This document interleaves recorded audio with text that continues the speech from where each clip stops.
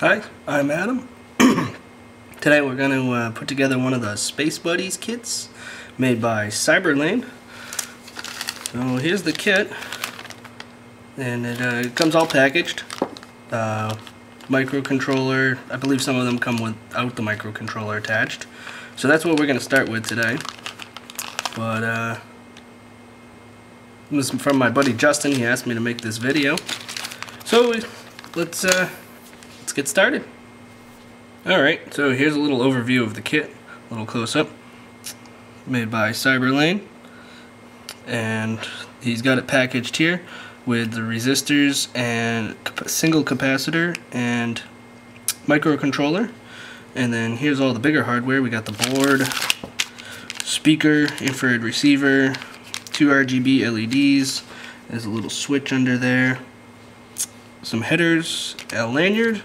And then this bag here, we've got a battery holder and 2 batteries. These are CR2032s. So there's the kit. And all you're going to need to put this together, some fine solder for surface mount stuff, a pair of tweezers to hold the surface mount stuff, and a soldering iron. Mine's a little fancy. OK International unit, but a regular Weller or Wellen unit will be just fine for you. You're also going to need a pair of side cutters here to cut off those long leads when you're done. And I'm going to be attaching wires to the speakers to mount those, so I've got those pre-cut and ready to go. I believe Justin will be soldering those on before shipping, but don't quote me on that. So, without further ado, let's get this put together. Alright, so I've got the parts laid out roughly here. Opened up the bag and laid them all close to the locations they'll be going. We've got the RGB LEDs on both sides, infrared LED, a transmitter down the bottom here, microcontroller, ISP programming headers, power switch, infrared receiver, battery holder, and speaker, as well as, you can't really see them, but those are the surface mount resistors and capacitors. There is 7 300 ohm resistors, a 1000 ohm resistor, and a capacitor. Alright, so let's get the board mounted in the pan device here, and we'll get going. Alright, so I'm going to drop my board in the pan device here.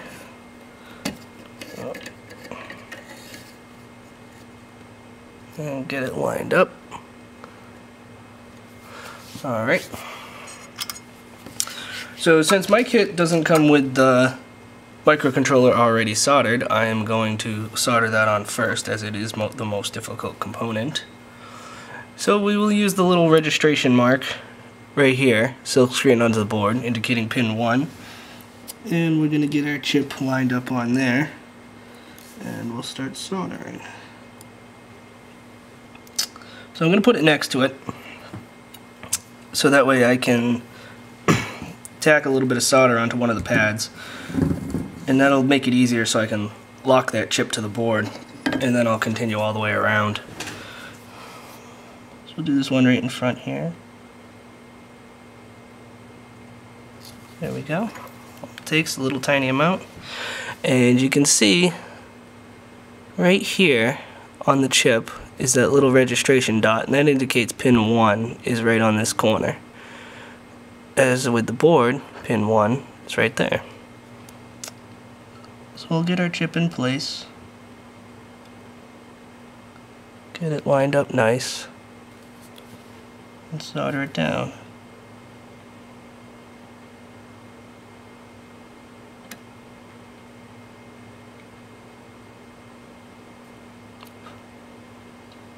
Alright, so there's the first pin. So now I'm going to do one on the opposite side of the board to secure the chip in place.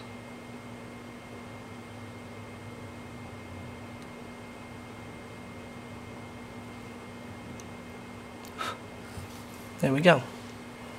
So I'm going to run around the board real quick and hit all these pins, get all these soldered down.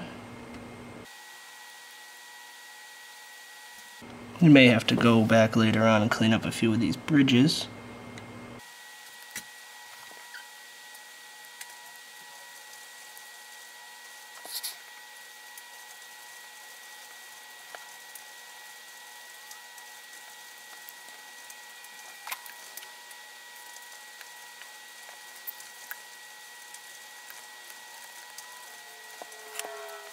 Alright, now we're going to mount the rest of the surface mount components. And we'll start with the capacitor. So the capacitor pads are these two pads right here. Polarity does not matter. So we'll go ahead and place the capacitor onto the pads. And for this I'm actually going to use a different tip in my iron. I'm going to move to more of a standard conical point instead of a super fine one. As most of you will not be soldering the 32 pin TQFP AVR chip onto the board. Alright, so you can either do as we did with the AVR, we put a little solder on the pad before you put the capacitor down, or do it all in one shot. Sometimes these have a tendency to tombstone, where they flip up on their ends. So let's see what we can do here. Get a little bit of solder on there. I'm going to grab the capacitor. There's one side.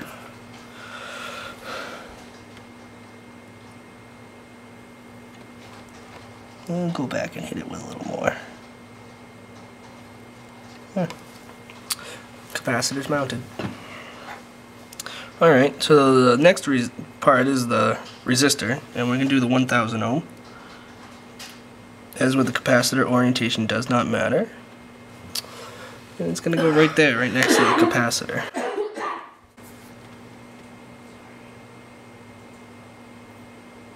So you can see surface tension pulled it right in there. We'll solder on that side. Reheat both sides a little bit. Need our tweezers, little mechanical push. There we go. Perfect. Alright, so next we're going to go through and we're going to mount 300 ohm resistors for each of the LEDs. And when I say each, the RGBs actually have 3 LEDs in each package. So 1, 2, 3, 1, 2, 3, and then this one down here is for the transmit LED. So we'll go ahead and we'll get those mounted up now. Alright, so let's mount the 300 ohm resistors. Orientation with these again does not matter, but it's nice to keep it looking good, so we're going to put them all in the same. I'll go ahead and we're just going to lightly tin the pads so I can just come in and drop the resistors. So we'll come in with the resistor, heat the side, there it is.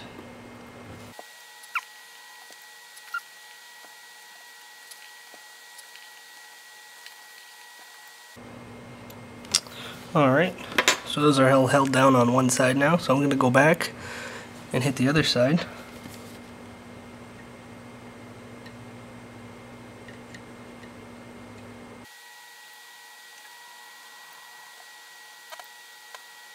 There.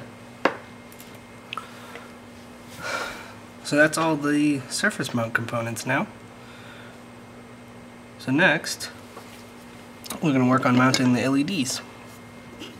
Alright, so next we're going to do the RGB LEDs and the infrared transmitter LED. So on the infrared transmitter LED, there's a flat side on one of the legs, which is the shorter leg. This will go to the right. So just insert the LED, and then I like to hold it tight and bend the legs outwards on the bottom side, so that way the LED is stuck in there. It can't go anywhere. So the RGB LEDs, the common leg is going to be the longer one of the four. This is going to go down. So the common leg is second up from the bottom in the 4 holes. So these are a little tricky to get in because there's 4 legs in a 5mm hole, which is the diameter of the LED. So push it straight in. I like to wiggle it a little bit until it gets past the enlarged section of the leads. And those will pretty much hold themselves in there. They're not going to come out when you flip it. Do the same thing on both sides. So, longer leg down.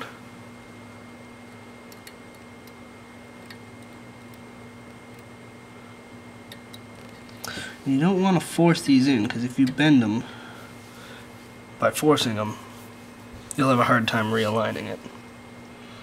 So those aren't going to just fall out. They'll move a little bit, but they're not going to go far. So now you can flip the board and solder them from the back side. So let's flip the board.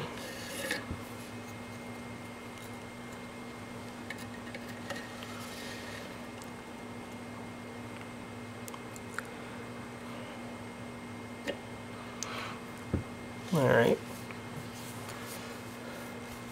So the first one I'm going to do is the transmitter LED. So since we bent the legs out, that's going to hold itself in place.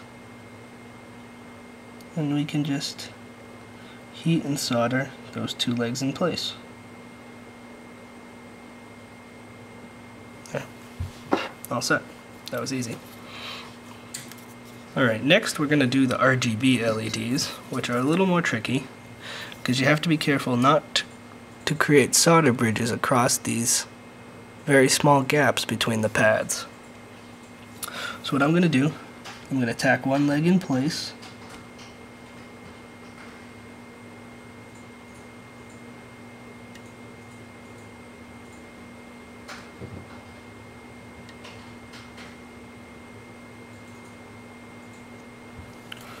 and then I'm going to apply some pressure to the bottom of the LED while I reheat the pad to push it up into its place. So there it is. That one's seated. So I'm going to go now and very carefully solder the other 3 pads. And that one's complete. So I'm going to do the same thing on this side now. There's one. Apply pressure and reheat.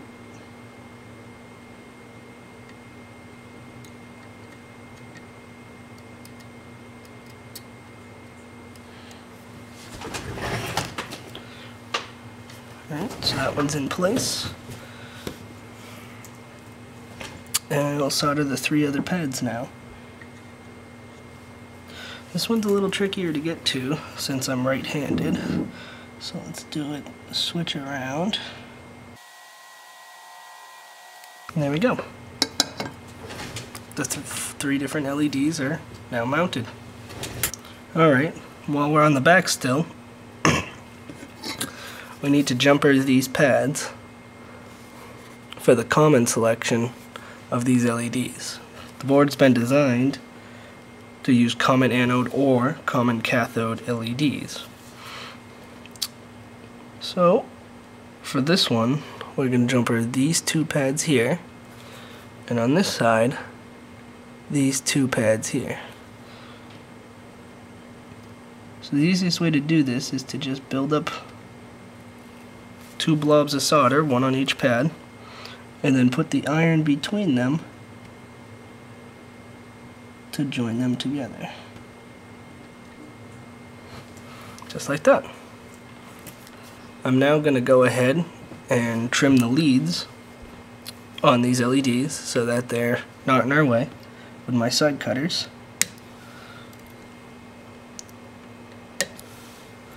Trimming them right at the top of the solder and not actually cutting the solder. You gotta be careful while doing this because these can shoot off and get you in the eye if you're not wearing safety glasses.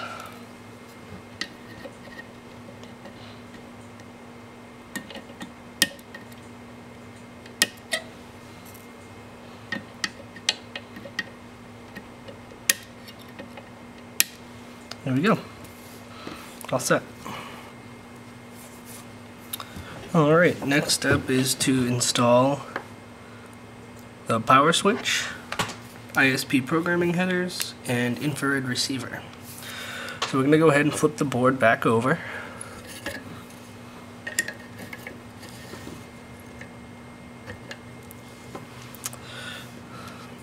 And drop these pieces into place.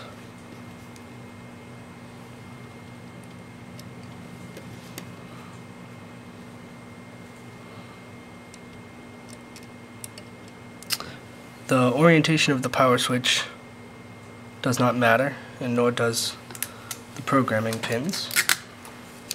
And then I'm going to use a piece of Scotch tape over the top and wrap it around the board to hold the pieces in place while I flip the board back over.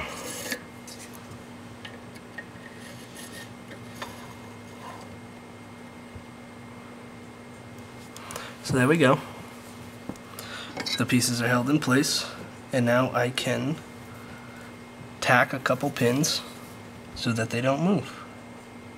So do the switch first. There's the switch.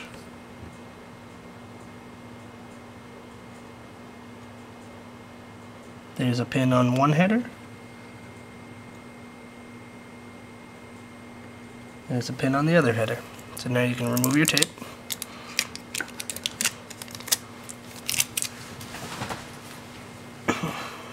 And finish securing your pins.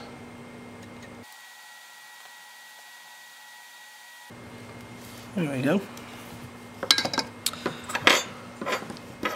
Now I'm going to go ahead and trim the leads on the switch.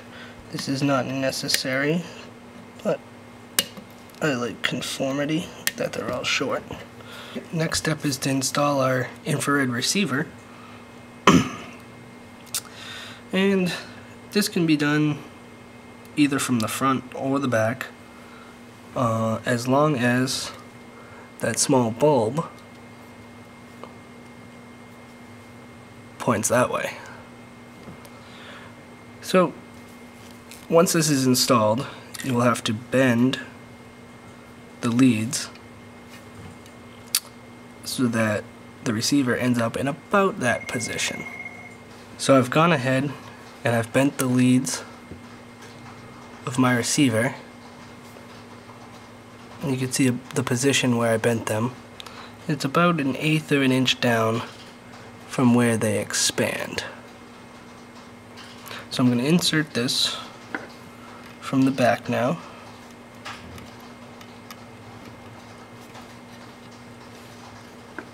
I'm holding it in place with my index finger underneath.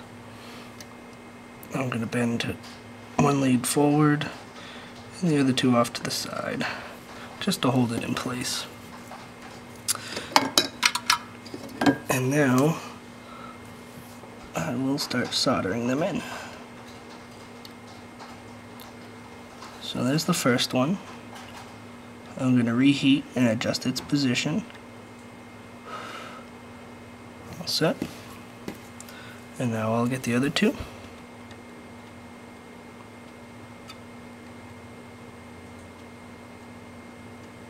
There we go. And now I'll trim the leads.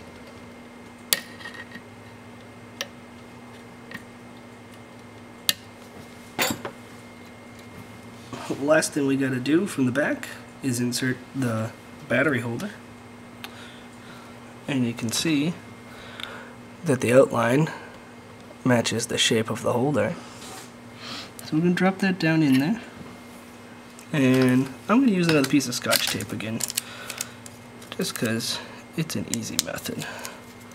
Very convenient. We'll flip the board.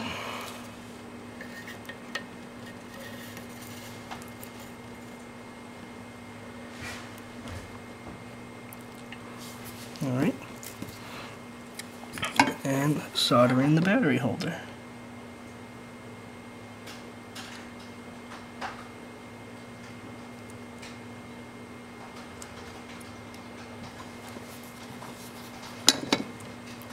And remove the tape.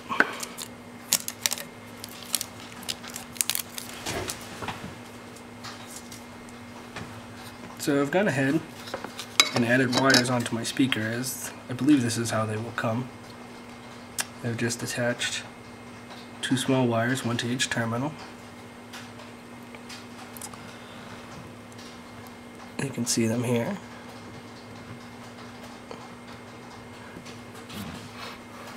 And what I'll do is with the speaker is going to end up in this orientation. So I'm going to come down from the bottom, insert both wires up through the terminals in the board,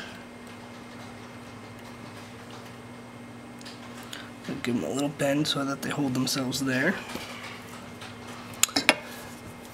and solder these in place.